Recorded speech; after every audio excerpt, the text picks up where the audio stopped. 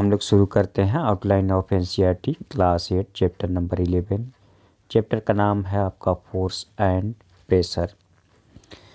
हम लोग सभी जानते हैं कि 6 से 8 आपका सीटेट में साइंस पेपर 2 में पूछता है, तो इसलिए हम लोग चैप्टर वाइज उसका आउटलाइन देख रहे हैं एनसीईआरटी का, यानी कि समरी पॉइंट वाइज पॉइंट।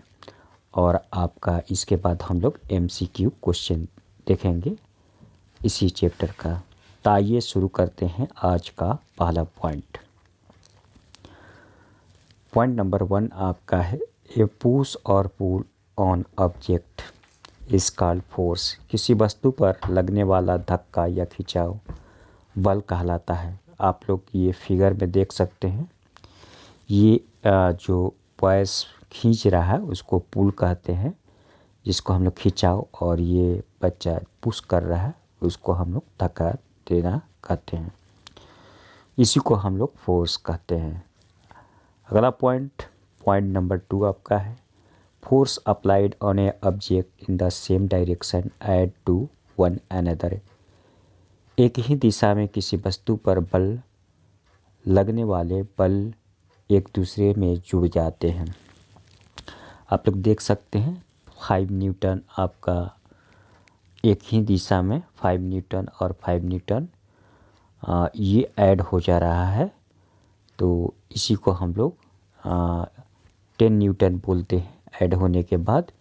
इसी तरह अपोजिट डायरेक्शन में आपका जो है, जो ज़्यादा बल लगता है उसको माइनस हो जाएगा, और ये दोनों अपोजिट डायरेक्शन में शो किया है, और ये भी आपका अपोजिट डायरेक्शन में।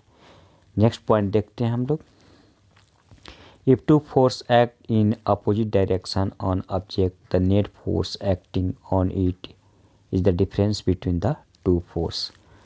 जब दो फोर्स आपको अपोजिट डायरेक्शन में लगता है तो नेट फोर्स आपको जो भी उसका अंतर होगा रिजल्ट आता है वही आपका होता है, जैसे मैं ऊपर में एग्जाम्पल में दिखाया गया है। नेक्स्ट पॉइंट देखते हैं, point number 4। The strength of a force is usually expressed by its magnitude. बल की ताकत आमतौर पर उसके परिणाम द्वारा व्यक्त की जाती है। Next point number 5।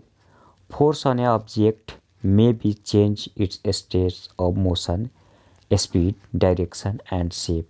किसी वस्तु पर बल लगने वाला बल उसकी गति मतलब मोशन, स्पीड और डायरेक्शन, आकार और शेप की स्थिति को बदल सकता है।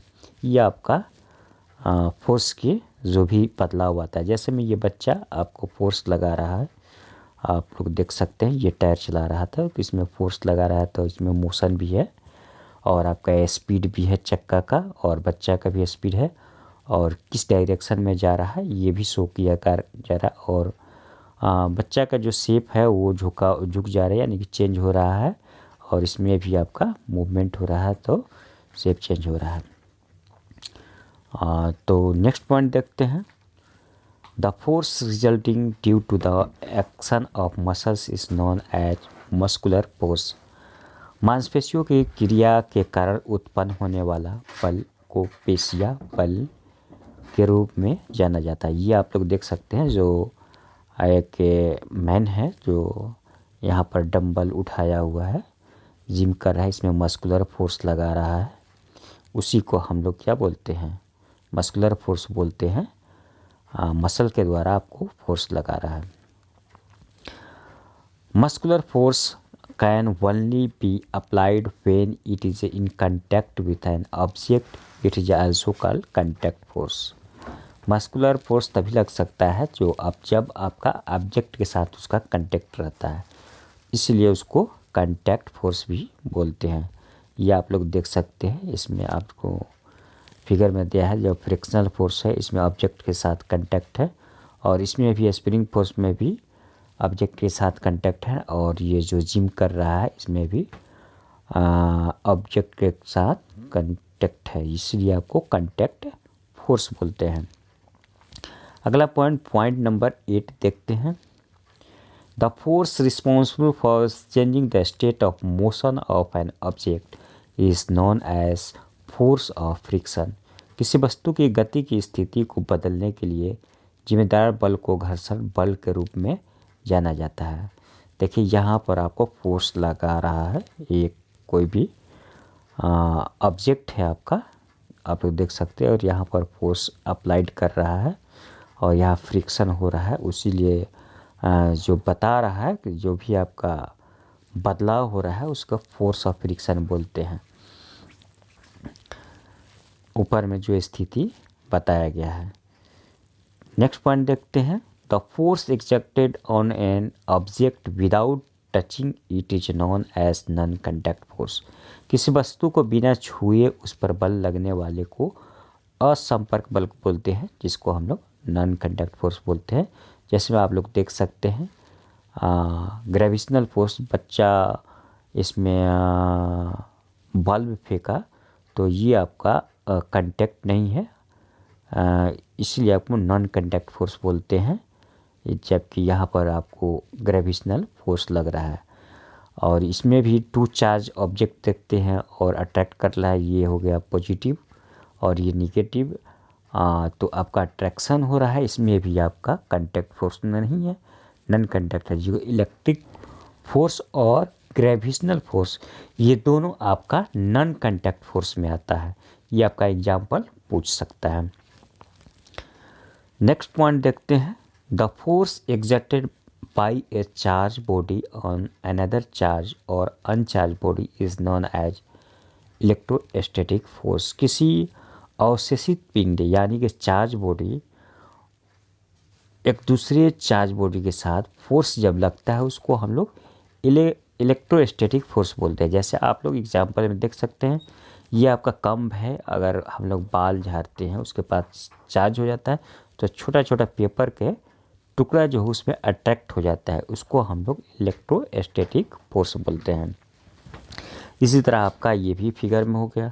नेक्स्ट पॉइंट देखते हैं, point number 11, the attractive force of the earth which act upon all object is known as the force of gravity और just gravity. This force is known as gravitational force.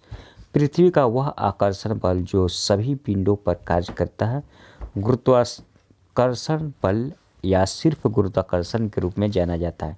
इस बल को गुरुत्वाकर्षण बल के रूप में जाना जाता है, ग्रेविटेशनल फोर्स जाना जाता है। देखिए एग्जाम्पल आप ग्रेविटेशनल फोर्स में आपका इस तरह आपको ग्रेविटी के द्वारा जो फोर्स लगा के ये ज़मीन पर सेव गिर रहा है उसको हम लोग ग्रेविटेशनल फोर्स बोलते हैं। नेक्स्ट पॉइंट देखते हैं, point number 12, the force acting on a unit area of surface is called pressure. किसी सतह के एकांक क्षेत्रफल पर लगने वाले बल को दाब कहते हैं। आपको एकांक क्षेत्र में ये इस तरह से प्रेशर आपको देख सकते हैं, pressure equal to force by यानी कि thrust by area, force by area होता है। इस पर प्रेशर लग रहा है एक एकांक यूनिट एरिया पे और यहाँ पर भी आपका फोर्स लग रहा है यूनिट एरिया पे, तो इसी को हम लोग क्या बोलते हैं, प्रेशर बोलते हैं, फोर्स बाई एरिया।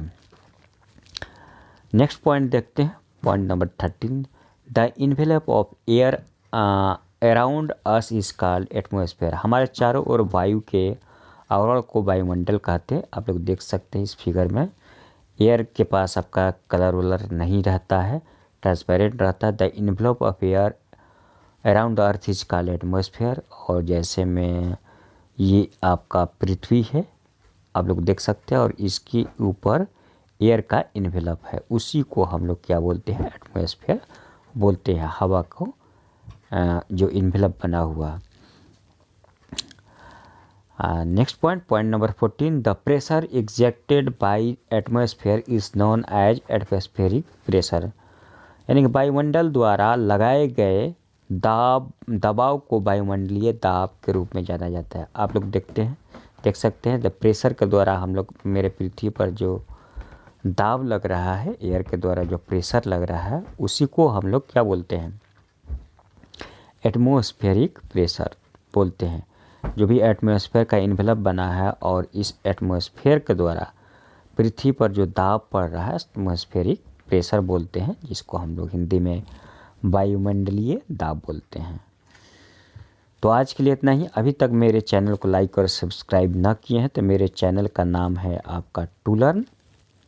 इसे लाइक करें और सब्सक्राइब कर ले, इस बेल आइकन को ऑन कर ले ताकि आप लोग को नोटिफिकेशन मिलता रहे। नेक्स्ट वीडियो में हम लोग देखेंगे इसी चैप्टर का MCQ क्वेश्चन। आप सबको धन्यवाद।